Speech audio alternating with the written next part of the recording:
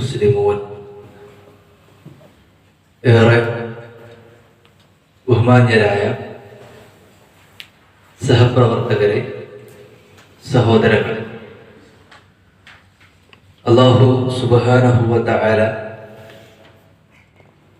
നമ്മുടെ മേൽ നിർദ്ദേശിച്ചിട്ടുള്ള എല്ലാ വിധിവിലക്കുകളും കഴിവിൻ്റെ പരമാവധി സൂക്ഷിക്കണേ എന്ന് ഓർമ്മിപ്പിക്കുകയാണ്. ഈമാനോടെ ജീവിച്ച് മരിക്കാനുള്ള തൗഫീഖ് റബ്ബ് നൽകി അനുഗ്രഹിക്കട്ടെ. ഈ ഒരു ഇരുത്തം യഥാർത്ഥത്തിൽ ജഹറയുടെ പരിസര പ്രദേശങ്ങളിലുള്ള ദഅവ പ്രവർത്തനത്തിൻ്റെ ശക്തമായ ഒരുക്കത്തിന് വേണ്ടി ജുമാ കഴിഞ്ഞ് പല ആളുകളും പലവിധ ചർച്ചയിലാണ്. നമ്മൾ ചർച്ച ചെയ്തുകൊണ്ടിരിക്കുന്നത് ഖാലിഖായ റാസിഖായ റബ്ബുമായി ബന്ധപ്പെട്ട് ചർച്ചയിലാണ്. ആ നാഥൻ നൽകിയിട്ടുള്ള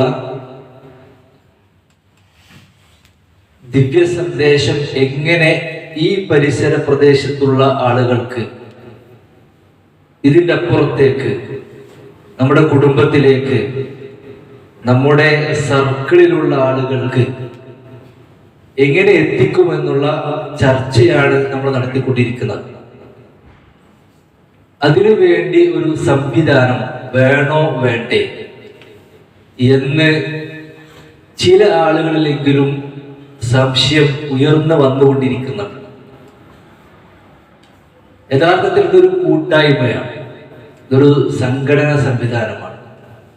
ഇതിൻ്റെ കൂടെ ചേരേണ്ടതിൻ്റെ പ്രാധാന്യത്തെ സംബന്ധിച്ചാണ് ആദ്യമായി നിങ്ങൾ ഓർമ്മിപ്പിക്കാനുള്ളത്. നിങ്ങൾ നോക്കി,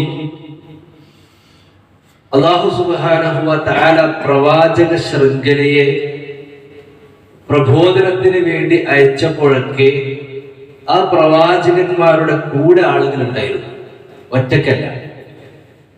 മഹാനായ ഇബ്രാഹിം നബി അലൈഹി സ്വലാത്തു വസ്സലാമിന്റെ കൂടെ മകൻ ഇസ്മായിൽ നബി അലൈഹി സ്വലാത്തു വസ്സലാം ഉണ്ട്. മഹാനായ മൂസ നബി അലൈഹി സ്വലാത്തു വസ്സലാമിന്റെ കൂടെ ഹാറൂൻ അലൈഹി സ്വലാത്തു വസ്സലാം ഉണ്ട്. യൂശ ഇബ്നു നൂൻ ഉണ്ട്. ദാവൂദ് നബി അലൈഹി സ്വലാത്തു വസ്സലാമിന്റെ കൂടെ മഹാനായ സുലൈമാൻ നബി അലൈഹി സ്വലാത്തു വസ്സലാം ഉണ്ട്. സുലൈമാൻ നബിയുടെ ഗുരുവായിരുന്ന ലുക്മാൻ അലൈഹി സ്വലാത്തു വസ്സലാം ഉണ്ട്. മഹാനായ ഈസാ നബി അലൈഹി സ്വലാത്തു വസ്സലാമിന്റെ കൂടെ അദ്ദേഹത്തിന്റെ ചുറ്റിപ്പറ്റിയുള്ള ഹവാരികളുണ്ട്. മഹാനായ നബി കരീം സല്ലല്ലാഹു അലൈഹി വസല്ലമിന്റെ കൂടെ ഏറ്റവും അറിയപ്പെട്ട 4 പ്രഗത്ഭരായ ഖുലഫാക്കൾ അബൂബക്കർ, ഉമർ, ഉസ്മാൻ, അലി റളിയല്ലാഹു അൻഹു അജ്മഈൻ, കൂടെ അൻസാരികളും മുഹാജിറുകളും. ഇങ്ങനെ ഇസ്ലാമിക ചരിത്രത്തിന്റെ പ്രബോധനം പഠിക്കുമ്പോൾ ഒറ്റപ്പെട്ട പ്രവർത്തനമല്ല, ഒരു കൂട്ടായ്മയുള്ള പ്രവർത്തനം. ഒരു സംഘം ആളുകൾ അല്ലെങ്കിൽ 2 2-ലധികമോ ഉള്ള പ്രബോധന പ്രവർത്തനങ്ങളാണ് ചരിത്രത്തിൽ എവിടെയുള്ളത്. അതുകൊണ്ട് കൂട്ടായ പ്രവർത്തനം അനിവാര്യമാണ് എന്നുള്ളതാണ് ഇസ്ലാമിക പ്രമാണങ്ങളിൽ നിന്ന് നമുക്ക് മനസ്സിലാകുക. അതാണ് നമ്മളിവിടെ ഇരിക്കുന്നത്, കൂട്ടായ പ്രവർത്തനം നിർവഹിക്കാൻ. ഈ ഒരു വലിയ പ്രദേശത്ത് വ്യക്തികൾ പ്രബോധനം ചെയ്താൽ എത്താവുന്ന ദൂരവും കൂട്ടായ്മ ചെയ്താൽ എത്താവുന്ന ദൂരവും രണ്ടും രണ്ടാണ്, വ്യത്യസ്തമാണ്. അതുകൊണ്ട് പ്രസിഡന്റ്, സെക്രട്ടറി, UHMC സെക്രട്ടറി ഇങ്ങനെ ഓരോ വകുപ്പായി തിരിച്ച് എല്ലാവരും ഒരു ലക്ഷ്യത്തിന് വേണ്ടി, വ്യത്യസ്തമായ വകുപ്പുകളാണെങ്കിലും എല്ലാവർക്കുമുള്ള ലക്ഷ്യമുണ്ട്. അതാണ് നാം നിർവഹിച്ചു കൊണ്ടിരിക്കുന്നത്. അത് നമ്മുടെ ഓർമ്മയിൽ വേണം. അതെന്തിന് ഞാൻ പറഞ്ഞു എന്ന് വെച്ചാൽ, ചിലപ്പോഴെങ്കിലും എന്തിനാണ് ഈ സംഘടന, ഒറ്റക്കൊറ്റയ്ക്ക് ചെയ്താൽ പോരെ എന്ന് ചിന്തിച്ചേക്കാം. ഇങ്ങനെ ആലോചിച്ച് പോയ കുറച്ച് ആളുകളുണ്ട്. അവിടെ എന്താ സംഭവിച്ചറിയോ? ഇങ്ങനെ ആലോചിച്ച് സംഘടന പതുക്കെ മാറി നിന്ന് പോയി. അവര് പിന്നീട് സംഘടനയുടെ ആളുകളെ വിമർശിക്കാൻ വേണ്ടി തുടങ്ങും. കുറച്ചു കഴിഞ്ഞ് ആ വിമർശനത്തിന് ശക്തി പോരാതെ കണ്ടപ്പോ ഒരാളെ കൂടി കൂട്ടും. എന്നിട്ട് പിന്നെ ആ രണ്ടാളും മൂന്നാമത്തെ ഒരാളെയും കൂടി കൂട്ടിയിട്ട് സംഘടനാ വിരുദ്ധ പ്രവർത്തനത്തിന് ഒരു സംഘടന ഉണ്ടാക്കി. ഇതിപ്പോ നാട്ടിലുള്ള സിസ്റ്റം. രണ്ടാമത്തെ അപകടം എന്താ അറിയാം? ഇയാൾ ഒറ്റപ്പെട്ട് നിൽക്കും. ഒറ്റയ്ക്ക് പ്രവർത്തനം നടത്തിയാൽ മതി, എവിടെ യേശുല. ഒരു റിസൾട്ട് കാണുമ്പോഴാണല്ലോ മനുഷ്യനൊരു സമാശ്വാസം കിട്ടുക. സ്വാഭാവികമായിട്ടും മനം എടുത്ത് എത്രയോ കുട്ടികൾ, നല്ല താടി ഉണ്ടായിരുന്ന, നന്നായിട്ട് ദീനിന്റെ കാര്യങ്ങൾ ചെയ്തിരുന്ന കുട്ടികൾ പിന്നീട് താടി ചെറുതാക്കി, താടി വടിച്ച് ഇസ്ലാമിക സംസ്കാരം തന്നെ മാറിപ്പോയി ഒരു വല്ലാത്തൊരു ലോകത്തേക്ക് പോകുന്ന അവസ്ഥ നാട്ടിലുണ്ട്. ഈ കൂട്ടായ്മയുടെ കൂടെ ചേരുമുണ്ടാകുന്നത് നമ്മുടെ അടുക്കൽ നിന്ന് വല്ലതും സംഭവിക്കുമ്പോൾ അങ്ങനെ ചെയ്യല്ലേ എന്ന് ഉപദേശിക്കാൻ കുറച്ച് ആളുണ്ടാവും. അല്ലെങ്കിൽ ഒരു കർമ്മം ചെയ്യുമ്പോൾ കൂടെ വിളിക്കാൻ കുറച്ച് ആളുകൾ ഉണ്ടാകും. നമ്മൾ ഈ ദഅവത്തിന്റെയും ദീനിന്റെയും പ്രബോധനത്തിന്റെയും ക്ലാസ്സുകളുടെയും തർബിയത്ത് ക്യാമ്പുകളുടെ കൂടെ അങ്ങനെ ഉണ്ടാകും. അതാണ് ഈ ഒരു സംവിധാനത്തിന്റെ ഏറ്റവും സൗഭാഗ്യകരമായ ഒരു ലക്ഷ്യവും ഇതിന്റെ ഒരു പൂർത്തീകരണം. അള്ളാഹു ഈ സംവിധാനത്തിന്റെ കൂടെ നിൽക്കാൻ നമുക്ക് തൗഫീഖ് നൽകി അനുഗ്രഹിക്കട്ടെ. പിന്നീട് ഈ കൂട്ടായ്മയിലേക്ക് വന്നാൽ പിന്നെ ശ്രദ്ധിക്കേണ്ട അടുത്തൊരു ഭാഗം, ഒരു ഉറച്ച നിലപാടിലായിരിക്കണം നമ്മളിപ്പോൾ ഹക്കിന്റെ കൂടെയാണ്, സത്യത്തിന്റെ കൂടെയാണ്. ഹക്കിൽ ഉറച്ചു നിൽക്കണമെന്നാണല്ലോ റബ്ബിന്റെ കൽപ്പന. നമ്മൾ ആ ഹക്കിലാണ് എന്ന് നമ്മൾ നമ്മുടെ മനസ്സിനെ എപ്പോഴും ഓർമ്മിപ്പിക്കണം. മാലിക്കും ജബ്ബാറും മുതക്കബ്ബിറും ഒക്കെ ആരാണ് എന്ന് ചോദിച്ചാൽ അതിനുള്ള മറുപടി അല്ലാഹ്. മുദബ്ബിർ ആരാണെന്ന് ചോദിച്ചാൽ ഏതെങ്കിലും പടപ്പിന്റെ പേര് പറയാൻ നമുക്ക് അനുവദനീയമല്ല. അള്ളാഹു മാത്രമാണ് ഖാലിഖ് മുദബ്ബിർ എന്ന് ഉറച്ചു പറയുന്ന പ്രസ്ഥാനമാണ്. ഏത് തേട്ടവും റബ്ബിനോട്, ഏതു തേട്ടവും ഒരാളോടും ദുആഇന്റെ പരിധിയിൽപ്പെടുന്ന ഒരു തേട്ടവും അനുവദനീയമല്ല. നമ്മളെ കുറച്ച് ആളുകൾ പറഞ്ഞു നിങ്ങൾ ജിന്നിനോട് തേടുന്നവരാണെന്ന് പറഞ്ഞു. നമ്മളങ്ങനെ പറഞ്ഞു. ദുആഇന് ഏതു തേട്ടവും ജിന്ന്, മനുഷ്യൻ, പടപ്പ് ഏതു ആയാലും അത് ശിർക്കാണെന്ന് അടിയുറച്ച് പറയുന്നവരാണ് മുജാഹിദുകൾ. നമ്മൾ ഓരോരുത്തരും നമ്മുടെ മനസ്സിൽ വേണം. ആദർശത്തിന്റെ പേരിൽ ഒരു വിട്ടുവീഴ്ചയില്ല, ഒരു വിട്ടുവീഴ്ചയില്ല. മഹാനായ നബി കരീം സല്ലല്ലാഹു അലൈഹി വസല്ലമയോട് മക്കക്കാർ അവസാനം പ്രയോഗിച്ചൊരു പ്രയോഗമുണ്ട്, ഒരു വലിയ കുതന്ത്രമായിരുന്നു. റസൂലുള്ളാഹി സ്വല്ലല്ലാഹു അലൈഹി വസല്ലമയോട് പറഞ്ഞു, മുഹമ്മദേ, ഞങ്ങൾ പറയുന്ന ആദർശം നിനക്ക് ഉൾക്കൊള്ളാൻ പറ്റണില്ല. നീ പറയുന്ന ആ അള്ളാഹുവിനെ മാത്രം വിളിച്ച് പ്രാർത്ഥിക്കണം എന്ന് പറയുന്ന ആദർശം ഉണ്ടല്ലോ, അത് ഞങ്ങളെ കൊണ്ട് പറ്റില്ല. അതുകൊണ്ട് ഒരു അഡ്ജസ്റ്റ്മെന്റിൽ എത്താൻ പറഞ്ഞു. ഒരു വർഷം നീ ഞങ്ങളുടെ ദൈവത്തെ ആരാധിക്കുക, അടുത്ത വർഷം ഞങ്ങൾ എല്ലാവരും കൂടെ നിന്റെ ദൈവത്തെ ആരാധിക്കുക. ഇതായിരുന്നു അവർ കണ്ടെത്തിയ പുതിയൊരു പദ്ധതി. ഹബീബായ നബി സല്ലല്ലാഹു അലൈഹി വസല്ലം പറഞ്ഞു, അത് പറ്റില്ല. ഇപ്പോ മറ്റേ വിശദീകരണ ശശികല പറഞ്ഞല്ലോ, നിങ്ങൾ പറയണ അള്ളാഹ് ഞങ്ങൾ അംഗീകരിക്കണേ വലിയ കുഴപ്പമൊന്നുമില്ല, ഞങ്ങൾക്ക് 100 ചില്ലാനം ദൈവങ്ങളുണ്ട്, അതിന്റെ കൂടെ അള്ളാഹ് എന്ന് പറഞ്ഞൊരു ദൈവം ഉണ്ടായാലും ഞങ്ങൾക്ക് പ്രശ്നമൊന്നുമല്ല. പക്ഷെ നിങ്ങൾ അള്ളാഹ് മാത്രമാണ് ദൈവം എന്ന് പറയുന്നതാണ് പ്രശ്നം. അതേപോലത്തെ ഒരു വാദമായിരുന്നു അന്ന് കൊണ്ടുവന്നിരുന്നു. പിന്നെ നബി സല്ലല്ലാഹു അലൈഹി വസല്ലമയോട് പറഞ്ഞു, അതും സ്വീകരിക്കാൻ പറ്റില്ലെങ്കിൽ നിങ്ങളിങ്ങനെ നടന്നു പോകുന്ന വഴിയിൽ ഞങ്ങളുടെ ദൈവങ്ങളെ കാണുമ്പോൾ ഇങ്ങനെ ആയി ബഹുമാനിച്ചെന്ന് പറഞ്ഞാൽ മതി. ഒരു അഡ്ജസ്റ്റ്മെന്റ് നിലപാട്. ഈ ചില ആണ്ട് നേർച്ചക്ക് പോകുമ്പോൾ ഇങ്ങനെ സഹകരിച്ചു കൊടുക്കൂലേ ചില ആളുകൾ.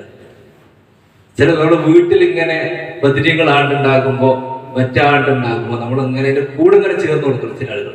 ഞാനിങ്ങനെ മാറി നിന്ന് കഴിഞ്ഞാൽ എന്താ വിജയിക്കുക? ഇത് ചില ആളുകൾ മനസ്സിലേക്ക് വരും. ആദർശത്തിന്റെ നിലപാടിൽ ഉറച്ചു നിൽക്കണം. എനിക്കറിയാം, എന്റെ നാട്ടിലുള്ള പ്രഗത്ഭനായ ഒരാള്, നമ്മുടെ സജീവ പ്രവർത്തകൻ, അദ്ദേഹം ആദ്യം ചെയ്തിരുന്നത് ആ നാട്ടിൽ അറിയപ്പെട്ട ആണ്ടിന്റെ അറവ് നടത്തുന്ന ആളായിരുന്നു. പിന്നീട് ആ വ്യക്തി കാര്യങ്ങൾ ബോധ്യപ്പെട്ടതിന് ശേഷം ആദ്യം ചെയ്തത് വിമർശിക്കുകയല്ല, അറവിൽ നിന്ന് മാറി നിന്നാൽ തന്നെ മനസ്സിലാവും എന്തോ പറ്റിയിട്ടുണ്ട്. 2 കൊല്ലം മാറി നിന്നാൽ മതി. ആദർശപരമായി നമുക്ക് യോജിക്കാത്ത വിഷയമാണ് ആ വീട്ടിൽ, കുടുംബത്തിൽ, പള്ളിയിൽ, സമൂഹത്തിൽ നടക്കുന്നതെങ്കിൽ ഒരു ഉറച്ച നിലപാടെടുക്കണം. ഞാൻ അങ്ങോട്ട് പോവില്ല, ഞാൻ ആ ഭാഗത്തേക്ക് പോകണില്ല. കാരണം അത് എൻ്റെ വിശ്വാസത്തിന് കളങ്കം പറ്റുന്നതാണ്. അത് നമ്മൾ തുറന്ന് പ്രഖ്യാപിക്കണം. 2 കർമ്മരംഗം അതും ശ്രദ്ധിക്കണം. ഗാനമേളയിൽ നമ്മളിങ്ങനെ മുമ്പിലേക്ക, ഇവിടെ സംഘടനയിൽ നമ്മൾ സജീവമായിട്ടുണ്ടാവും. ഗാനമേള അപ്പുറത്ത് കാണുമ്പോൾ പതുക്കെ സൈഡ് കൂടി പോവുക, എല്ലാ ആഘോഷത്തിന്റെ കൂടെ ഇങ്ങനെ ചേർന്ന് കൊടുക്കുക. ഇപ്പൊ പറഞ്ഞല്ലോ, നേരത്തെ ഖുതുബയിലൊക്കെ സൂചിപ്പിച്ചതുപോലെ ക്രിസ്മസുമായി ബന്ധപ്പെട്ട് ഓഫീസിൽ എന്തെങ്കിലും നടക്കുമ്പോൾ നമ്മളതിന്റെ കൂടെ അങ്ങനെ സജീവമായിട്ടുണ്ടാകും. ഇത് നമ്മുടെ ദഅവാരംഗത്ത് നിന്ന് പതുക്കെ പിന്നോട്ട് വലിപ്പിക്കും. കർമ്മരംഗത്ത് അതിശക്തമായി നമ്മൾ മുന്നോട്ട് പോയാൽ റബ്ബിന്റെ സഹായം ഉണ്ടാകും. നിങ്ങൾ പേടിക്കുന്നുണ്ടോ? റബ്ബ് പറഞ്ഞല്ലേ,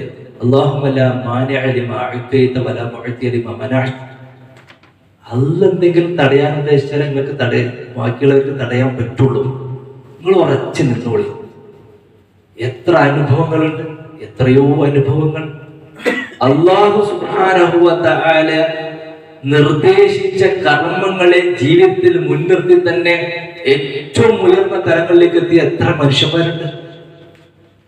റബ്ബിന്റെ സഹായം ഉണ്ടാകും. നമ്മൾ നമ്മുടെ നിലപാടിൽ ഉറച്ചുനിന്നാൽ മതി. ഒരു ഗാനമേളക്ക് പോയില്ല എന്ന് കരുതി നമ്മളെ അല്ലാഹു സുബ്ഹാനഹു വ തആല തരംതായിട്ടൊന്നുമില്ല. നമുക്ക് അല്ലാഹുവിന്റെ അനുഗ്രഹം ഉണ്ടെങ്കിൽ ഉയർച്ചയേ ഉണ്ടാവുകയുള്ളൂ. നമ്മൾ ശ്രദ്ധിച്ചാൽ മതി. മറ്റൊന്ന്, നേതൃത്വം ലഭിക്കപ്പെട്ട ആളുകൾ, ഇവിടെ നേരത്തെ സൂചിപ്പിക്കപ്പെട്ടതുപോലെ എനിക്ക് ഇന്ന കാര്യങ്ങൾ ചെയ്യാൻ ആഗ്രഹമുണ്ട്, ഇന്നത് ഞാൻ ചെയ്യും അല്ലാഹുവിന്റെ തൗഫീഖ് ഉണ്ടെങ്കിൽ എന്നൊക്കെ ആഗ്രഹം പറഞ്ഞവര് അല്ലെങ്കിൽ നേതൃത്വം ഏറ്റെടുത്തവർ, ഇവര് ശ്രദ്ധിക്കേണ്ട ഒരു ഭാഗം, ഇതൊരു അമാനത്താണ്. നേതൃത്വം എന്നുള്ളത് അലങ്കാരമല്ല, ഇത് അമാനത്താണ്, ഇത് ഉത്തരവാദിത്വമാണ്. അത് നിർവഹിക്കുന്ന വിഷയത്തിൽ എല്ലാത്തിനെയും പോസിറ്റീവായി കാണുക. ഒരു കാര്യം ചർച്ചയിൽ വരുമ്പോ അത് നടക്കൂലട്ടോ എന്ന് പറയും. ചില ആളെന്ന് പറയാം, എങ്ങനെ ഇവിടെ നടക്കത്, ഈ യൂണിറ്റിൽ എങ്ങനെ അത് നടക്കുക. മുമ്പൊരു ഗ്രാമത്തിലേക്ക് ഒരു 2 ആളുകളെ നിശ്ചയിക്കുക. ആ ഗ്രാമവാസികളുടെ പ്രത്യേകത, അവിടെയുള്ള ആളുകളൊന്നും ചെരുപ്പിടില്ല. ഒരാളെ അയച്ച് അയാളുടെ റിപ്പോർട്ട് ശേഖരിക്കുക. അയാൾ വന്നിട്ട് പറഞ്ഞു, ആ ഗ്രാമത്തിലുള്ള ഒരു മനുഷ്യന് ചെരുപ്പിടില്ല എന്ന്. പിന്നെ എങ്ങനെ നമ്മുടെ ചെരുപ്പിന്റെ ബിസിനസ് അവിടെ ചെലവാകുക? ചെരുപ്പിന്റെ ബിസിനസ് നടത്താൻ വേണ്ടി പോവുകയാണ്. അപ്പൊ ആ ഗ്രാമത്തിൽ പോയിട്ട് അവിടെയുള്ള ആളുകളുടെ നിലപാട് അറിയാൻ വേണ്ടി ശ്രമിച്ചു. എങ്ങനെയും ശരിയാവില്ല, ഒരാൾ പോലും ചെരുപ്പിടൂല. 2ാമത്തെ ആൾ പോയി. അയാൾ പറഞ്ഞു, നമ്മുടെ ബിസിനസ് നന്നായി വിജയിക്കാൻ സാധ്യതയുണ്ട്. അപ്പൊ എന്തേ കാരണം? അവിടെയുള്ള ഒരു മനുഷ്യനും പോലും ചെരുപ്പില്ല. നമ്മൾ ആ ചെരുപ്പിനെ കുറിച്ച് പരിചയപ്പെടുത്തി കൊടുത്താൽ എല്ലാവരും വാങ്ങും. അതാണ് പോസിറ്റീവായിട്ട് ചിന്തിക്കുക. ഒരു ഖുർആൻ ക്ലാസ് നടക്കുന്നത് ഇന്ന പള്ളിയിൽ ഖുർആൻ ക്ലാസ് ഉണ്ട്, അവിടെ കുറച്ച് മലയാളികളുണ്ട്, നമ്മളൊന്ന് പോയി തുടങ്ങി നോക്കിയാൽ മതി. ചിലപ്പോൾ അവിടെയുള്ള ആളുകൾക്ക് വന്നേക്കാം, പക്ഷെ തുടങ്ങിയതിന് പുലിയാൻ പറ്റൂലേ. ഇങ്ങനെ എല്ലാത്തിനെയും പോസിറ്റീവായിട്ട് കാണുക. ഒരു വർക്ക് വരുമ്പോഴേക്കും, ഒരു പ്രവർത്തനം വരുമ്പോഴേക്കും നെഗറ്റീവായിട്ട് ആദ്യം പറയാതിരിക്കുക. ഒന്നിനും നെഗറ്റീവ് അല്ല നമ്മുടെ ചിന്ത. അള്ളാഹുവിന്റെ പ്രവാചകൻ സ്വല്ലല്ലാഹു അലൈഹി വസല്ലം സ്വഹാബത്തും പോസിറ്റീവായി ചിന്തിച്ച് പ്രവർത്തനം നിർവഹിക്കുന്നവരാണ് എല്ലാത്തിനും. മറ്റൊന്ന്, സംഘടനയുടെ ഒരു ചാലക ശക്തിയാണ് മീറ്റിംഗ്. ഈ നേതൃത്വത്തിൽ ഇരിക്കുന്നവരും കൂടെ പ്രവർത്തിക്കുന്നവരൊക്കെ ശ്രദ്ധിക്കേണ്ടതാണ്. ചില ആളുകൾ ഇങ്ങനെ പറയും, എല്ലാത്തിനും ഞാൻ ഉണ്ടാവും കേട്ടോ, എല്ലാത്തിനും ഞാൻ ഉണ്ടാവും. മീറ്റിങ്ങിനെ വിളിക്കരുത്. മീറ്റിംഗ് നിങ്ങൾ നടത്തിക്കൊള്ളി, ബാക്കി എല്ലാത്തിനും ഫുൾ സപ്പോർട്ട്. ഇതാണ് കുറച്ച് ആളുകളുടെ നിലപാട്. അതിന് മാറി ഒന്ന് ചിന്തിക്കണം ശരിക്കും. എന്താ അറിയാം, മഹാനായ നബി കരീം സല്ലല്ലാഹു അലൈഹി വസല്ലമയുടെ പ്രബോധനത്തിന്റെ തുടക്കം, പരസ്യ പ്രബോധനത്തിന്റെ തുടക്കത്തിന്റെ കുറച്ച് മുമ്പ് അർക്കം റളിയല്ലാഹു വീട്ടിൽ കൂടുന്ന ഒരു മീറ്റിംഗ്. ആ മീറ്റിംഗിൽ നിന്നാണ് യഥാർത്ഥത്തിൽ പരസ്യ പ്രബോധനം തുടങ്ങണം എന്നുള്ള കൃത്യമായ ചർച്ച. ആ അർക്കം റളിയല്ലാഹുവിന്റെ വീട്ടിൽ നിന്നാണ് പിന്നീട് ഖുർആൻ ക്ലാസ് തുടങ്ങുന്നത്. വർഷങ്ങളോളം ഖുർആൻ ക്ലാസ് നടന്നിരുന്ന സ്ഥലം അർക്കം റളിയല്ലാഹുവിന്റെ വീടാണ്. ഇന്ന് കുവൈത്ത് കേരള ഇസ്ലാമിക് സെന്ററിന് 42 ഖുർആൻ ക്ലാസ് ഉണ്ട്. ഒരാഴ്ച മാത്രം. ഒരു മാസം 42 × 4 168 ഖുർആൻ ക്ലാസ് ഇന്ന് കുവൈത്ത് കേരള ഇസ്ലാമിക് സെന്ററിന് മാത്രം. അതിൻ്റെ ഒക്കെ ഒരു കൂലി ആയിരിക്കാം കിട്ടുക. അന്ന് ആ മീറ്റിംഗ് പങ്കെടുത്താൽ കിട്ടൂലേ? ഇവിടെ എത്ര സംഘടന ഉണ്ട്, എത്ര ഖുർആൻ ക്ലാസ് ഉണ്ട്, ഇവിടെ നാട്ടിൽ എത്ര ഖുർആൻ ക്ലാസ് ഉണ്ട്. മദീന പള്ളിയിൽ മാത്രം 400ഓളം ഖുർആൻ ക്ലാസ് ഉണ്ട് ഒരൊറ്റ ദിവസം. അതിനൊക്കെ ഒരു കൂലി ആർക്കുമ്പോൾ തന്നെ കിട്ടല്ലേ? ആ മീറ്റിങ്ങിൽ പങ്കെടുത്തുകൊണ്ട് ഒരു തീരുമാനം, ഒരു അഭിപ്രായം, ഒരു ചർച്ചയിൽ പങ്കെടുത്ത് കിട്ടുന്ന കൂലി എത്ര? ഇന്ന് എനിക്ക് ഖുതുബുണ്ടായിരുന്നു. ഞാൻ എൻ്റെ മനസ്സിലുണ്ടായിരുന്ന ഒരു ആലോചന, ഇവിടെ വന്നിരുന്ന് ഇതൊരു വർഷത്തേക്കുള്ള തുടർ പ്രവർത്തനമാണ്. ഇവിടുന്ന് ഒരു തീരുമാനം എടുത്ത് നിങ്ങൾ ഈ ഒരു വർഷം ചെയ്യണതിൻ്റെ ഒരു കൂലി എനിക്കും കൂടി കിട്ടുമല്ലോ എന്ന് ആലോചിച്ചു വന്നു. അതൊരു വല്ലാത്ത തൗഫീഖാണ്. നിങ്ങൾ മീറ്റിങ്ങിൽ പങ്കെടുക്കണം. സമയം എടുത്ത്, നേരത്തെ പറഞ്ഞ പോലെ സമയത്തിന്റെ തിരക്ക് നമുക്ക് എല്ലാവർക്കും ഉണ്ട്. സമയം എടുത്ത് നമ്മൾ വന്ന് മീറ്റിങ്ങിൽ ഇരിക്കണം. അതിന്റെ റിസൾട്ട് പറയാം. തുഫൈൽ ഇബ്നു അംർ എന്ന് പറയുന്ന ഒരു സ്വഹാബിയാണ്. തുഫൈൽ ഇബ്നു അംർ ഇസ്ലാം സ്വീകരിക്കണ രംഗം അതൊരു വലിയ ചരിത്രമാണ്. അദ്ദേഹം ഇസ്ലാം സ്വീകരിച്ചതിന് ശേഷം നബി സല്ലല്ലാഹു അലൈഹി വസല്ലമയുടെ വീട്ടിലേക്ക് പോകണം. വീട്ടിൽ പോയിട്ട് തുഫൈൽ ഇബ്നു അംറും റസൂൽ സല്ലല്ലാഹു അലൈഹി വസല്ലം ഒറ്റയ്ക്കിരുന്ന് ഇങ്ങനെ ചർച്ച ചെയ്യണം. അദ്ദേഹം ഒരിക്കലും ഇസ്ലാം സ്വീകരിക്കില്ല എന്ന് വിചാരിച്ചിട്ടാണ് മക്കയിലെത്തിയത്. കാബയുടെ അടുക്കലെത്തിയപ്പോൾ റസൂലുള്ളാഹി സ്വല്ലല്ലാഹു അലൈഹി വസല്ലമയെ കാണുന്നു. 2 ചെവിയിലും പഞ്ഞി തിരികിട്ടാണ് വന്നത്. ഈ മുഹമ്മദിന്റെ ഒരു വാചകം കേട്ടുപോയിരുന്ന രീതി. പക്ഷേ ശാന്തമായി നിന്ന് നമസ്കരിക്കുന്ന റസൂലുള്ളാഹിനെ കണ്ടപ്പോ തുഫൈൽ അടുത്തു പോയി ഒരു പഞ്ഞി എടുത്ത് ഖുർആന്റെ ആശയം കേട്ട് 2ാമത്തെ പഞ്ഞി എടുത്ത് ഇസ്ലാം സ്വീകരിച്ചതാണ്.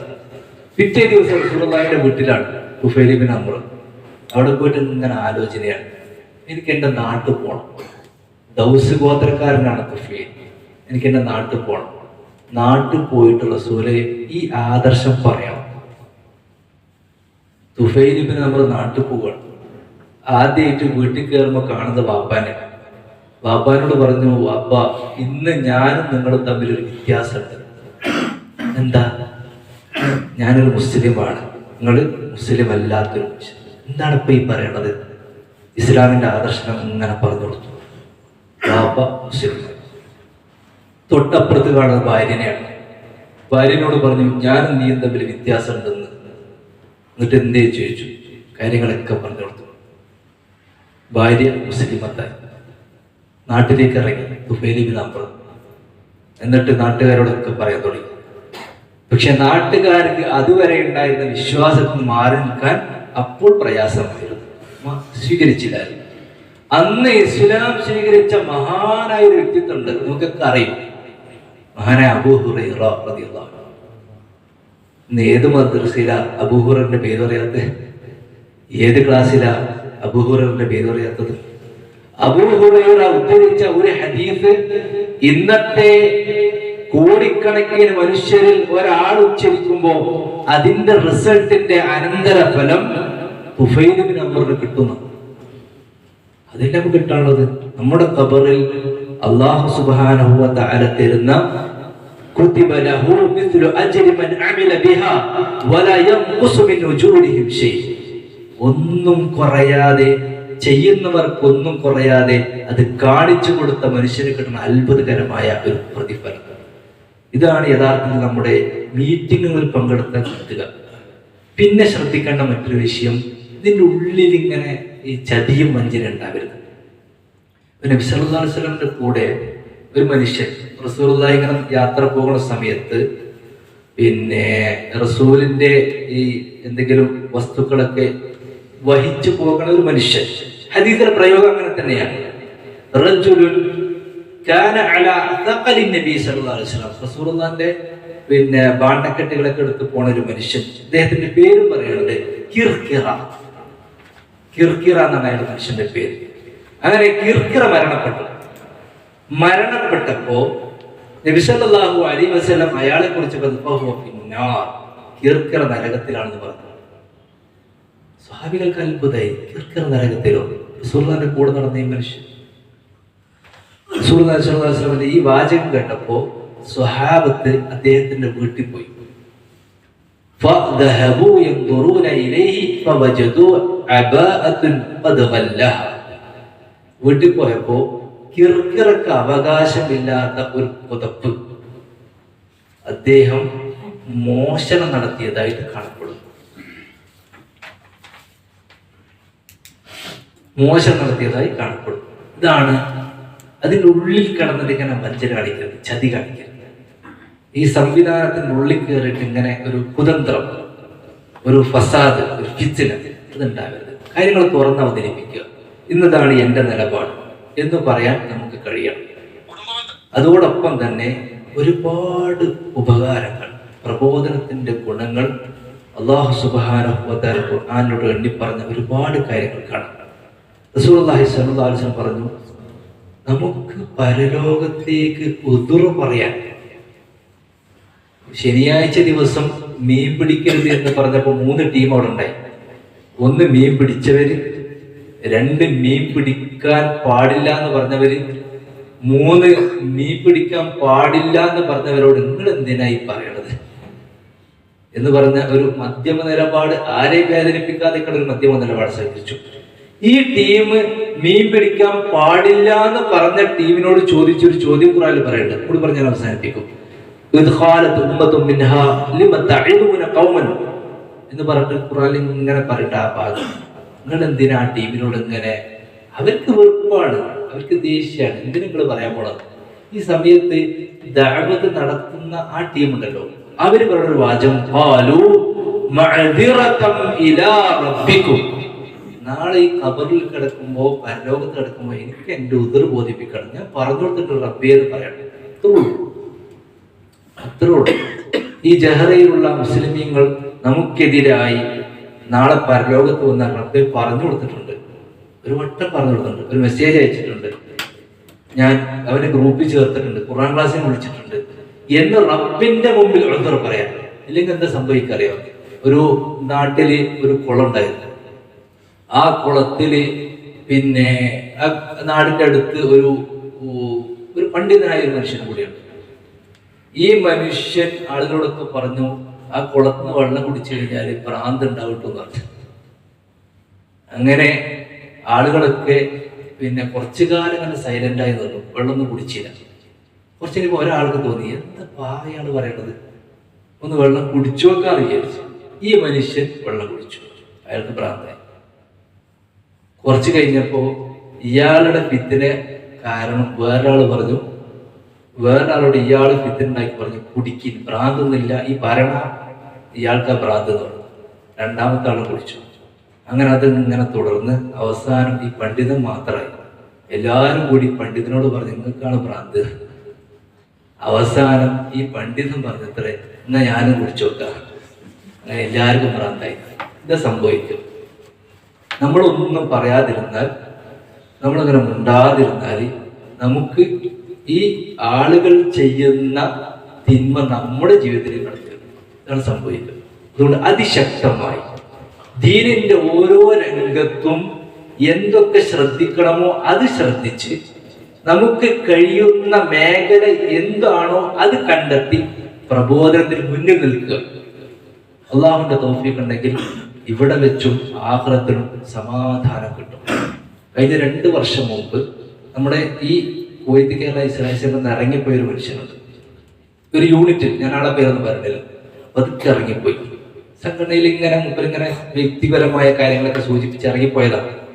കഴിഞ്ഞ വർഷം 2 മയ്യിത്ത് നിസ്കാരത്തിന് അയാൾ പങ്കെടുത്തു. ഒന്ന് അദ്ദേഹത്തിന്റെ കുടുംബത്തിൽപ്പെട്ട ഒരാൾ. ആ മയ്യിത്ത് നിസ്കാരത്തിന്റെ ആളുകളെ എണ്ണ അയാൾ നോക്കി. പിന്നെ അദ്ദേഹം പങ്കെടുക്കുന്ന 2ാമത്തെ മയ്യിത്ത് നിസ്കാരം നമ്മുടെ ഷബീർക്ക് എന്നതാണ്. അള്ളാഹു മർഹമത്തും മഗ്ഫിറത്തും നൽകാൻ പറയട്ടെ. അതിൽ കണ്ട ഒരു ജനപങ്കാളിത്തം അയാൾ ആകെ അത്ഭുതപ്പെടുത്തി. ഈ വർഷം അയാൾ നമ്മുടെ മെമ്പർഷിപ്പിൽ ചേർന്നു. ആ ദുആ എനിക്ക് കിട്ടണം, ഇത്രയും ആളുകളെ മയ്യിത്ത് നിസ്കാരം എനിക്ക് കിട്ടണം, അതുകൊണ്ട് ഞാൻ വീണ്ടും റീജോയിൻ ചെയ്യാമെന്ന് പറഞ്ഞിട്ട് ഒരു സംഘടനയുടെ നേതൃത്വത്തിൽ ഇപ്പം അയാളുണ്ട്. അതൊരു വല്ലാത്ത റിസൾട്ടാണ്. അതുകൊണ്ട് ആ ഒരു റിസൾട്ടിന് വേണ്ടി നമ്മുടെ മരണത്തോടു കൂടി ലഭിക്കുന്ന ഒരു വിശാലമായ റഹ്മത്തും മഗ്ഫിറത്തും പ്രാർത്ഥനയും ഒക്കെയാണ് ഇതുകൊണ്ട് കിട്ടാനുള്ളത് എന്ന് ആഗ്രഹിച്ചുകൊണ്ട് അല്ലാഹുവേ നമ്മൾ ചെയ്യുന്ന എല്ലാ കർമ്മങ്ങളും നീ സ്വീകരിക്കണമെന്ന് പ്രാർത്ഥിച്ചുകൊണ്ട് അവസാനിപ്പിക്കുകയാണ്. റബ്ബനാ ആതിനാ ഫിദ്ദുനിയ ഹസന വഫിൽ ആഖിറതി ഹസനത വഖിനാ അദാബന്നാർ. അസ്സലാമു അലൈക്കും വറഹ്മത്തുള്ളാഹി വബറകാതുഹു.